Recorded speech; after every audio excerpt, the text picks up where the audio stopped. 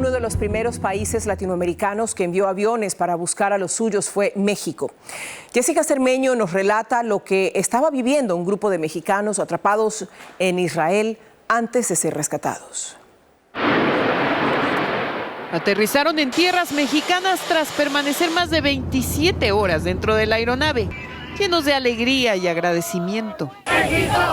Los primeros 143 mexicanos que lograron salir de Israel en un vuelo de la Fuerza Aérea Mexicana vivieron muchos momentos de terror. Me fui a algo que se llama Akshara. Es un año donde mucha gente de la comunidad judía se va después de la preparatoria a conocer cómo se vive Israel, a conocer Israel. ¿Cuánto tiempo llevabas allá? Yo llevaba aproximadamente 2 meses y medio. David Zulkin tiene 18 años y estaba trabajando en Tel Aviv con otros jóvenes judíos, conociendo sus raíces. Yo estuve en un programa de ambulancias en Maguen David Adom, que es la Cruz Roja israelí, donde aprendió primeros auxilios. Y entre cada patrullaje les compartió a los paramédicos israelíes su música favorita. Él conoció de primera mano cómo funciona la asistencia médica allá cuando se lleva a cabo un atentado terrorista, sin imaginarse que días después sus compañeros estarían hasta sin dormir por ayudar a los suyos. Sí existió ese miedo de no saber cuándo iban a caer misiles, si iban a llegar terroristas a donde estábamos. Es que antes de que comenzaran los ataques, los mexicanos que estaban en Tierra Santa vivían un sueño hecho realidad. Pues nos encontrábamos celebrando las fiestas judías y al mismo tiempo vacacionando y pues aprovechando también nuestros 28 años de matrimonio.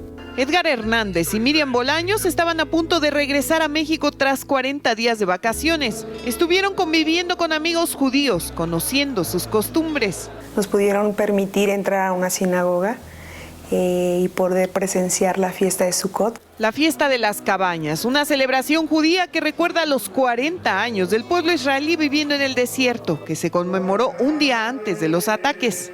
Es el día de la alegría. Yo estaba muy feliz. Pero tras los días luminosos llegó la violencia. Y claro que el primer impulso, me imagino, es escapar.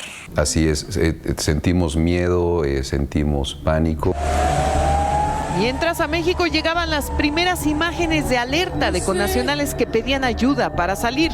Somos la selección nacional. Y luego con este video los mexicanos supimos que todo el equipo nacional de gimnasia rítmica estaba atrapado allá. Hacemos un llamado y solicitamos encarecidamente el apoyo a nuestro gobierno para que podamos regresar lo antes posible. Las atletas estaban entrenando en Tel Aviv para los Juegos Panamericanos y una de ellas, Adirem Tejeda, me confesó que no se preocuparon hasta que cancelaron sus vuelos. O sea, nosotras mantuvimos la calma, no estábamos aún enteradas de la magnitud del problema.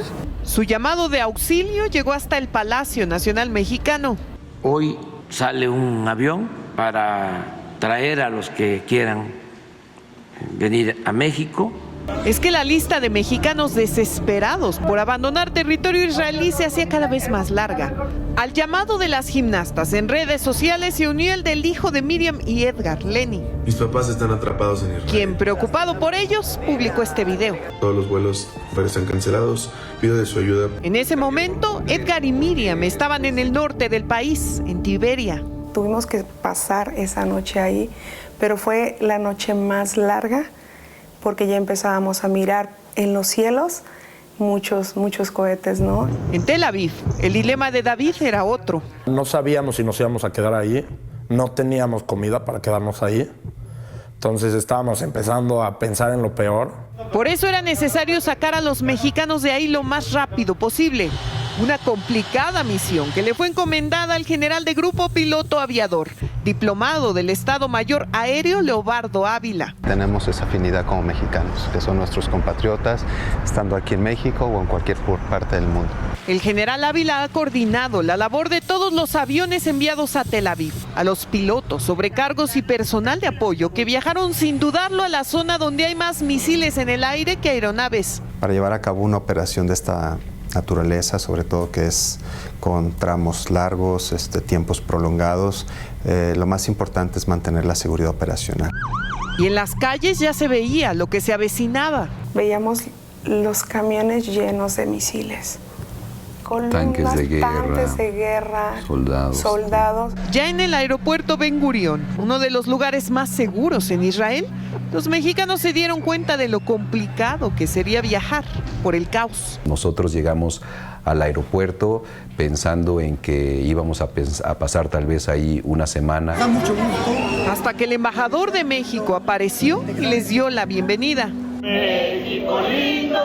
Y luego, con la llegada del avión, la esperanza, siempre acompañada con canto, volvió a aparecer. Al vernos casi sueltan las lágrimas al decir, ustedes están aquí por nosotros, y dijimos, sí, aquí venimos por ustedes y las vamos a llevar de vuelta a México con todas las medidas de seguridad.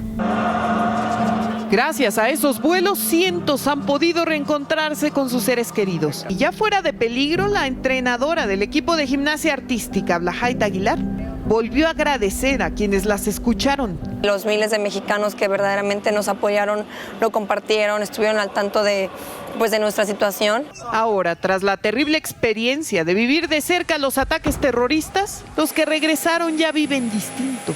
A mucha gente se les enseña que nunca saben lo que puede pasar el siguiente día y pues uno nunca lo entiende hasta que en verdad no sabe lo que va a pasar el siguiente día.